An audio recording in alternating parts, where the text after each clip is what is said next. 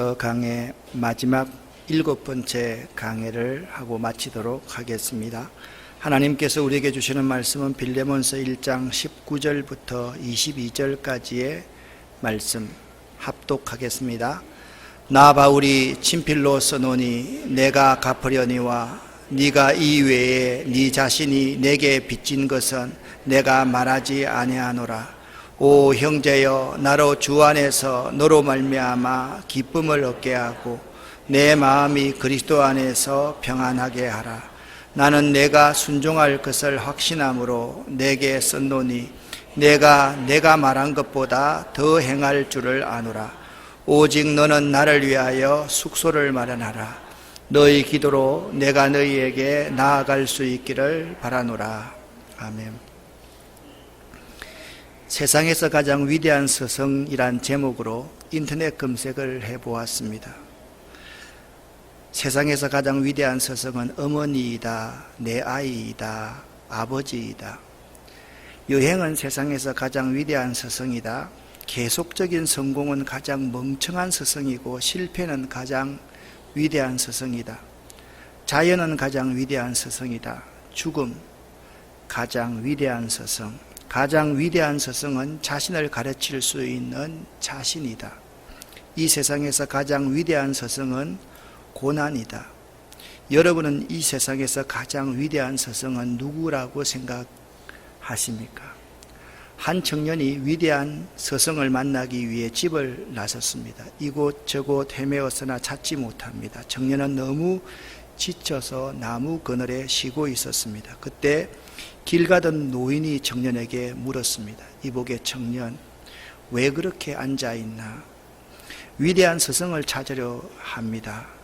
노인은 미소를 지으며 그 청년에게 말했습니다. 자네가 찾는 위대한 서성이 어디 있는지 가르쳐 주지. 지금 당장 집으로 돌아가게나. 신발도 신지 않고 뛰어나오는 사람이 자네가 찾는 가장 위대한 서성일세. 청년은 노인의 말을 듣고 집으로 달려가 대문을 두드리자 신발도 신지 않는 사람이 뛰어나와 자신을 맞이했습니다. 어머니는 아들의 얼굴을 비비며 따뜻하게 껴안았고 맛있는 음식도 만들어 주었습니다. 이 청년이 미국의 제35대 케네디 대통령이 되었습니다. 한 생명이 이 땅에 태어나서 제일 먼저 배우는 단어는 엄마, 아빠입니다. 한 생명이 이 땅에 태어나서 제일 먼저 보는 그림은 부모님의 얼굴입니다. 한 생명이 제일 먼저 받는 등대의 빛은 어머니의 눈동자입니다. 이 땅에 어머니보다 위대한 서성은 없습니다. 이 땅에 부모님보다 위대한 서성은 없습니다. 지난주에 여러분과 함께 말씀을 나누면서 렘브란트의 탕자의 귀환이라는 그림의 해석을 보았습니다. 이 그림은 러시아 상페테르부르크에 위치한 에르미타즈 국내의 미술관에 있습니다. 저도 1990년에 이 그림을 한참 감상한 적이 있습니다. 이 그림의 영감을 얻은 헨리 나우에는 탕자의 기항이라는 책을 기술했습니다. 헨리 나우에는 이 렘브란트의 그림을 자세하게 이렇게 해석하고 있습니다. 렘브란트작 탕자의 기항에 나오는 등장인물은 아버지, 큰아들, 작은 아들, 그리고 시녀와 율법학자입니다. 자세하게 이 아버지의 모습을 살펴볼 수 있으면 좋겠습니다. 아버지의 시선입니다. 매일같이 아들이 돌아올 그 길을 뚫어지게 바라보다 눈이 짓물려서 멀게 된 아버지의 눈은 초점이 없습니다. 시력을 상실한 아버지는 눈이 멀기까지 기다리시는 아버지 하나님의 사랑을 우리에게 말해 줍니다. 아들을 감싸 안고 있는 아버지의 두 손은 서로 다릅니다. 왼쪽 손은 힘줄이 두드러진 남자 손이고 오른손은 매끈한 여자의 손입니다. 아버지의 강함과 어머니의 부드러움을 이 손을 통해 잘 표현해 주고 있습니다. 그 안에 화해와 용서, 치유가 담겨져 있습니다. 둘째 아들의 모습, 우리가 말하는 탕자의 모습입니다. 샌들이 벗겨진 왼발은 상처투성이이고 오른발은 망가진 샌들이 겨우 부분적으로 발을 감싸고 있어서 그의 삶이 얼마나 처참하고 가난에 찌들려 있는지를 보여주고 있습니다. 이 그림은 모든 것을 잃은 자의 모습입니다. 제수와도 같이 삭발한 이 둘째 아들의 머리는 스스로 죄인임을 나타냅니다. 그 아들의 모습은 마치 어머니의 뱃속에 머물고 있는 태아의 모습과도 같습니다. 이것은 우리가 돌아가야 할 고향이 하나님의 품임을 말씀하고 있습니다. 이렇게 결론을 맺었습니다. 헬리나 외에는 그의 책에서 우리는 작은 아들이나 큰 아들을 닮을 것이 아니라 아버지의 따뜻한 마음을 닮아야 한다 말하고 있습니다. 나 외에는 우리가 계속해서 아버지에게로 돌아오는 탕자의 삶을 넘어서서 그 탕자를 사랑하고 기다리고 용서해 주시는 아버지의 삶으로 나아가야 한다고 말하면서 이제 당신이 그 아버지가 될 차례라고 말을 합니다. 누가복음 15장을 배경으로 해서 아버지의 마음을 세 가지로 요약해 볼 수가 있겠습니다. 아버지는 맏아들에게 말합니다. 내 것이 다 네 것이 아니냐. 아버지는 아들인 것으로 만족하기를 바랍니다. 이것이 아버지의 마음입니다. 아버지는 또 말씀하십니다. 그는 죽었다가 살았고 내가 잃었다가 얻었다라고 말을 하면서 아버지는 항상 고난 중에 있는 아들을 더 사랑하십니다. 또한 아버지는 조건이 없습니다. 진정한 사랑은 조건이 없는 법입니다. 아버지의 관심이 성공한 아들인가 잘난 아들인가가 아니었습니다. 탕자일지라도 자기의 재산의 절반을 다 탕진했다 할지라도 아버지의 큰 기쁨은 잃었던 아들의 돌아옴이었습니다. 사도 바울은 신약 성경을 보면 아버지의 마음을 품은 지도자였습니다. 빌립보 교인들을 향한 사도 바울의 마음이 빌립보서 1장 8절에 이렇게 표현되어 있습니다. 함께 읽겠습니다. 내가 예수 그리스도의 심장으로 너희 무리를 얼마나 사모하는지 하나님이 내 정인이시니라. 아멘. 예수 그리스도의 심장으로 내가 너희 무리를 얼마나 사모하는지 하나님이 내 정인이 되실 정도로 빌립보 교인들을 사랑한다. 그것이 아버지 사도 바울의 마음이었습니다. 고린도 교회를 향한 사도 바울의 마음은 어떠했습니까? 이렇게 말하고 있습니다.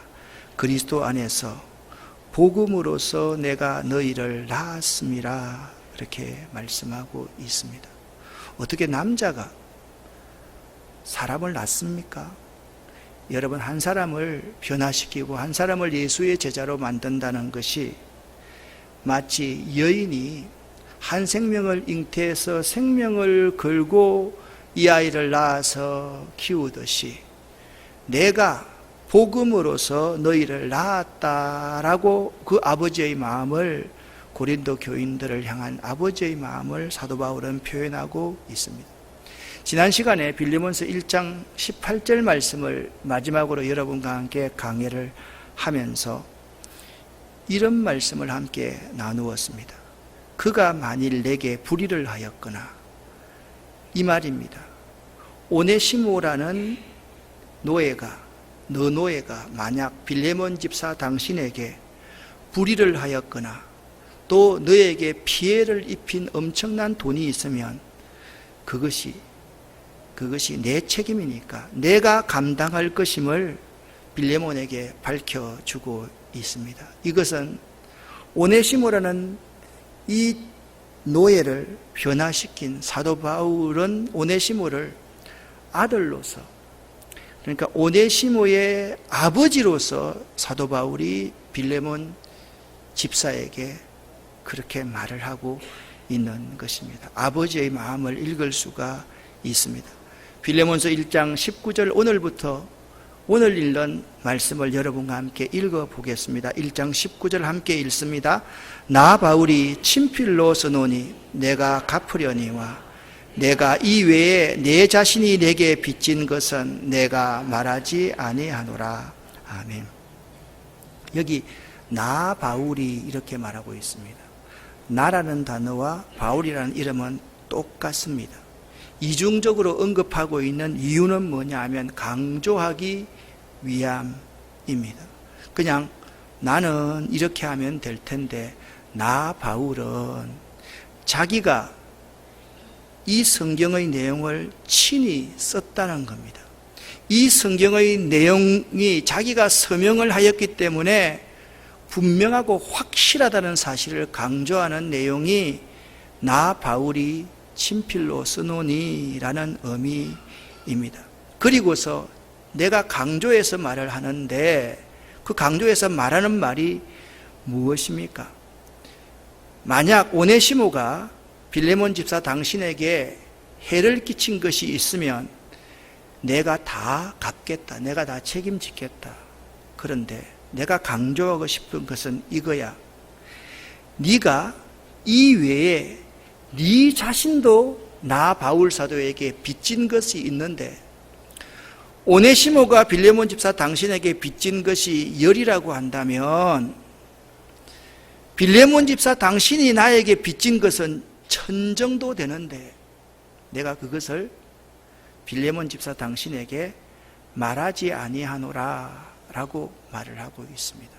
여기 빚진에 해당되는 프로스페일레이스라는 헬라어 단어는 빌레몬이 바울에게 진 빚이 바울이 오네시모로 인해서 빌레몬에게 갚겠다고 한 빚보다 훨씬 더 큰 빚임을 시사해 주는 말씀입니다.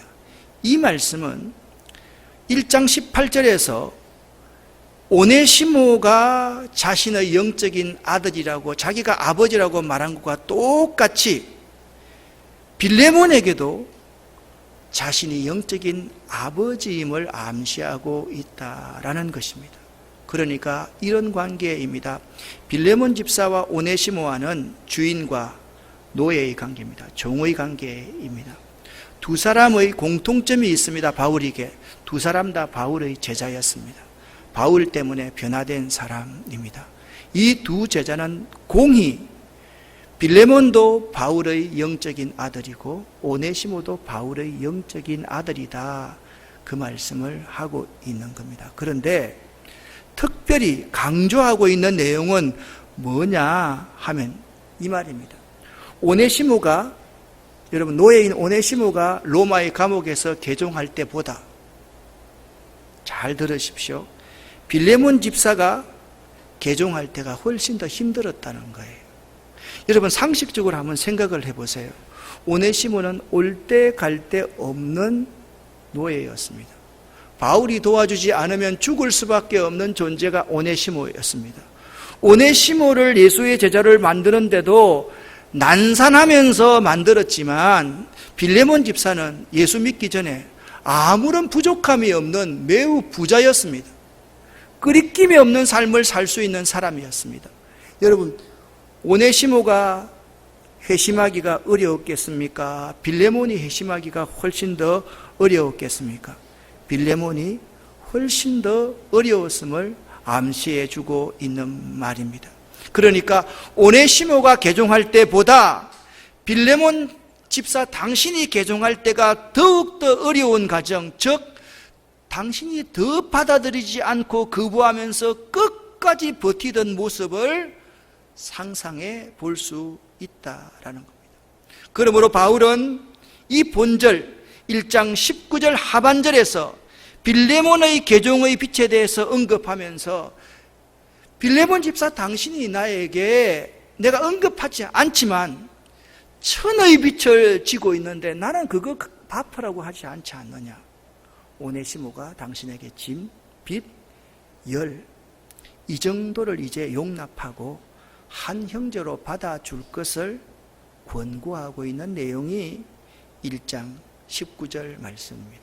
내가 갚으려니와 네가 이외에 네 자신이 내게 빚진 것은 내가 말하지 아니하노라. 그렇게 말씀하고 있는 것입니다. 사랑하는 여러분, 삶으로 가르치는 지도자는 반드시 영적 압이, 영적 의미여야만 합니다.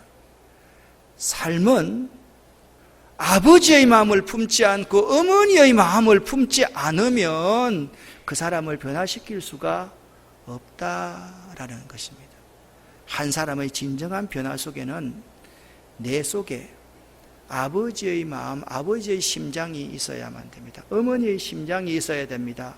그래서 바울 사도는 빌레몬 집사에게 오네시모를 보내면서 이렇게 말합니다. 저는 내 신복이라 그렇게 말을 합니다. 그러면 바울 사도에게 오네시모가 신복이었다면 빌레몬은요, 더 신복이죠. 더 귀한 신복이죠. 이 말씀을 하고 있는 것입니다. 삶으로 가르치려는 지도자는 있잖아요. 입이 문제가 아닙니다. 그 속에 영적인 아버지의 마음, 어머니의 마음을 품고 있어야 된다라는 사실입니다. 1장 20절 말씀은 지금 1장 1절부터 19절 말씀의 이제 결론 부분이 20절부터 시작됩니다. 그래서 지금까지 빌레몬에게 오네시모를 변호하고 호소했던 것에 대한 결론이 20절부터 나옵니다. 20절을 같이 한번 읽어 보겠습니다. 오 형제여, 나로 주 안에서 너로 말미암아 기쁨을 얻게 하고 내 마음이 그리스도 안에서 평안하게 하라. 아멘. 여기 오 형제여라는 말을 참 중요한 말입니다. 바울은 20절 결론을 시작하면서 호소를 끝맺기 전에 빌레몬 집사를 형제여라고 부릅니다. 이것이 무슨 의미가 있는 것입니까? 여러분, 빌레몬서 1장 1절부터 25절까지 바울이 형제여라는 단어를 딱 두 번 사용합니다. 첫 번째 사용했던 말씀이 1장 7절 말씀입니다. 같이 한번 읽어보겠습니다. 형제여, 성도들의 마음이 너로 말미암아 평안을 얻었으니 내가 너의 사랑으로 많은 기쁨과 위로를 받았노라. 아멘. 빌레몬 집사가요, 돈도 많고 가진 것이 매우 많은 사람이었는데 이거 회심하고 나서 빌레몬 집사가 구제하고 사랑을 베풀고 사람들을 긍휼히 여겨주니까 골로새 교회에 있는 많은 교인들이 빌레몬 집사로 말미암아 마음의 평안을 얻고, 빌레몬 집사를 볼 때마다 사도 바울이 마음속에 기쁨과 위로를 받는 거예요. 지금 그걸 언급하고 있는 거예요. 똑같은 말씀이 7절과 20절에 병행되어서 나타납니다. 7절에서는 빌레몬 집사로 말미암아 교회 공동체의 많은 사람들이 평안을 얻고 기쁨과 많은 위로를 받았던 것과 마찬가지로 20절 말씀, 오 사랑하는 빌레몬 집사여, 나도 골로새 교인들처럼 빌레몬 집사 당신으로 말미암아 기쁨을 얻게 되기를 원하고 내 마음이 그리스도 안에서 평안해지기를 원한다. 그러니까 지금 빌레몬 집사 당신이 그 교회 공동체의 모든 교역자들과 교인들의 마음에 평안을 주고 기쁨과 위로를 많이 주었던 것처럼 지금 빌레몬 집사 당신이 오네시모를 용서하는 것으로 말미암아서 내 마음이 평안하게 되기를 원하고 내가 기쁨과 즐거움을 누리기를 원한다. 그 결론의 말씀을 지금 하고 있는 것입니다. 여러분, 내 마음이 그리스도 안에서 평안하게 하라. 누구에게요? 빌레몬 집사에게 말합니다. 바울 사도가 빌레몬 집사에게 말하는 거예요. 내 마음이 빌레몬 집사 당신이 오네시모를 조건 없이 받아줌으로 말미암아 평안해졌으면 좋겠다. 나로 주 안에서 빌레몬 집사 당신으로 말미암아 기쁨을 얻게 되기를 원한다. 그렇게 말합니다. 그런데 여기 이 성경 구절에서 공통적인 단어가 하나 있습니다. 뭡니까? 주 안에서라는 말입니다. 그리스도 안에서라는 말입니다. 그러니까 주 안에서 누구로 말미암아? 너로 말미암아 기쁨을 얻게 하고 내 마음이 그리스도 안에서 평안하게 해달라, 그렇게 말씀하고 있는 것입니다. 바울 사도가 빌레몬 집사에게 지금 계속해서 언급하고 있는 것은 뭐냐면 이런 용서, 화해, 기쁨, 이것은 주님 안에서, 그리스도 안에서만 가능하다는 거예요. 인간적인 생각을 가지고 있으면 이거 안 된다는 거예요. 어떻게 그 시대에 주인과 노예의 신분의 차이가 있는데, 또 노예가 주인을 배신하고 도망가 버렸는데 실정법에 위반되는데 어떻게 이것을 용서해 줄 수가 있습니까? 그런데 여기 안에서는 가능합니다. 무 안에서? 주 안에서, 예수 안에서, 은혜 안에서는 가능한 것입니다. 할렐루야. 우리가 주님 안에서, 그리스도 안에서, 은혜 아래에 있을 때 도무지 용서할 수 없는 것도 용서할 수 있는 사람이 된다, 그 말씀을 하고 있는 것입니다. 우리는 적어도 주님께서, 그리고 주의 종들이 이런 말을 할 수 있는 사람이 되어야만 합니다. 너로 말미암아 기쁨을 얻게 하라. 너로 말미암아 기쁨을 얻게 하라. 서로 한번 쳐다보면서, 부부 같으면 서로 더 좋습니다. 당신으로 말미암아 기쁨을 얻게 하라. 막 먹읍시다. 뒤에 말로만 하지 말길 바랍니다. 시작. 당신으로 말미암아 기쁨을 얻게 하라. 여러분, 정말 이 결론 아닙니까? 결론 부분에서 이렇게 말하고 있는 거예요. 빌레몬 집사 당신으로 말미암아 기쁨을 얻게 하라. 이것은 주 안에서만 가능하다, 그렇게 말씀하고 있습니다. 또 부탁을 합니다. 내 마음이 너로 말미암아 평안하게 하라. 이것도 주 안에서만 가능하다, 그렇게 말씀하고 있는 것입니다.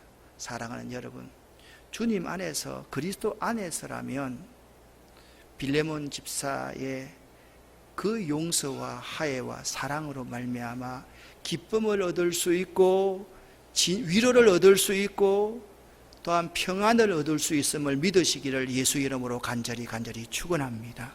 여러분, 얽혀 있는 거 있으면 오늘 그냥 푸세요. 여러분이 땅에서 무엇이든지 매면 하늘에서도 매일 것이고, 땅에서 무엇이든지 풀면 하늘에서 풀려지는 것이 하나님의 원리입니다.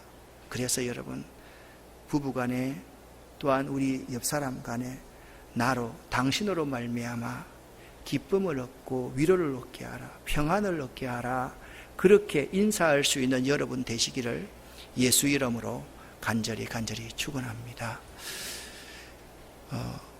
바울 사도를 통해서 배우는 것이 이런 것입니다. 우리의 사랑이 담긴 말 한마디는 죽어가는 사람을 살리는 능력이 있습니다. 그 말 한마디가 무엇입니까? 오 형제여 라는 말입니다. 오 형제여. 그러니까 뒤부터 먼저 해석을 했는데 우선 이렇습니다.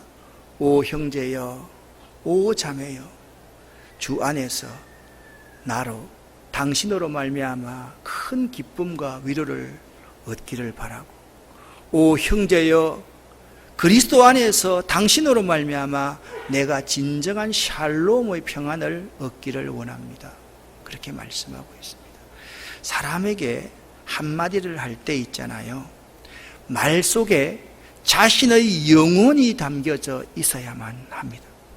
지금 바울 사도의 한마디 한마디는 빌레몬과 오네시모를 살리고 교회 공동체를 살리는 생명을 분사하는 생명 나음의 심장 언어, 심박동의 언어가 오 형제여라는 단어라는 겁니다.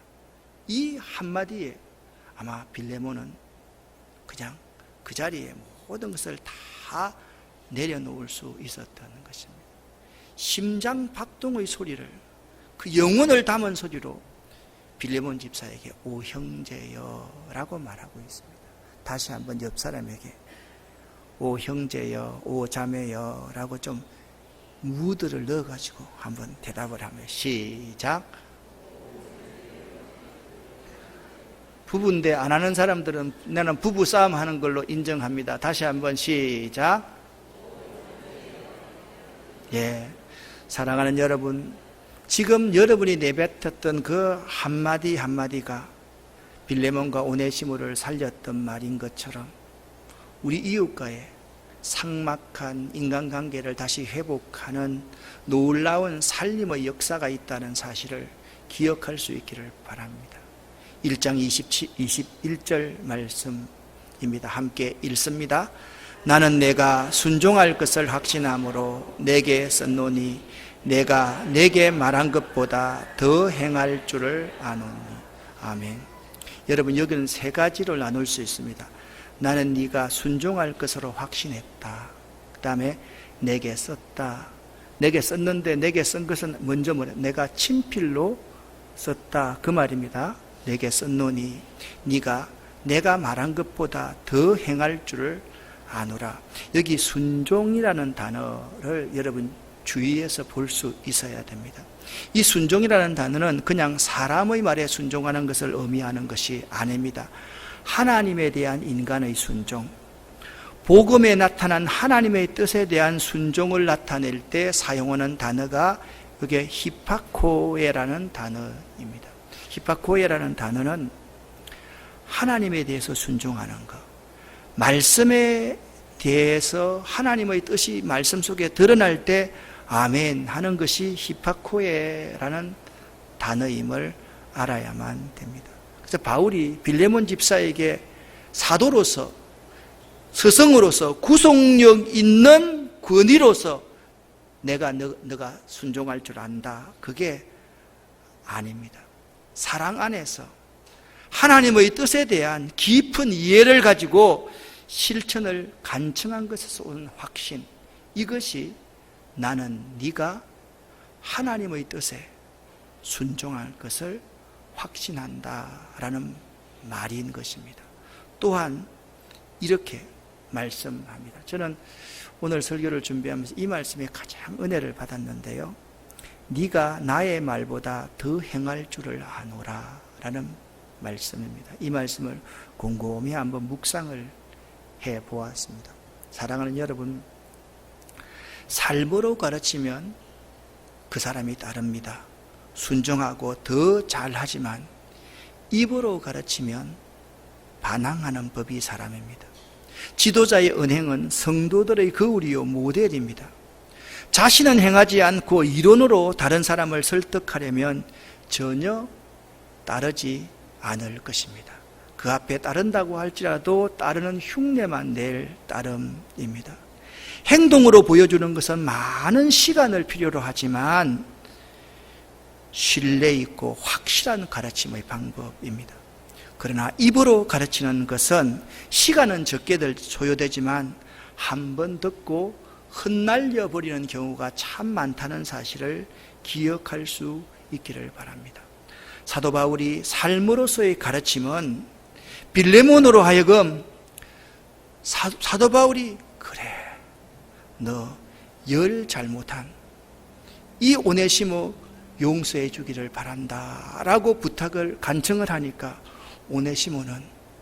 빌레몬은 오네시모를 자기에게 빚진 것 전보다 더한 1만의 사랑으로 오네시모를 품게 될 것을 내가 확신한다, 그 말 아닙니까? 그러니까 바울 사도 자신에게 빚진 빌레몬의 그 사랑보다 빌레몬이 오네시모를 사랑하는 그 사랑이 더 행할 줄을 내가 경험해서 안다.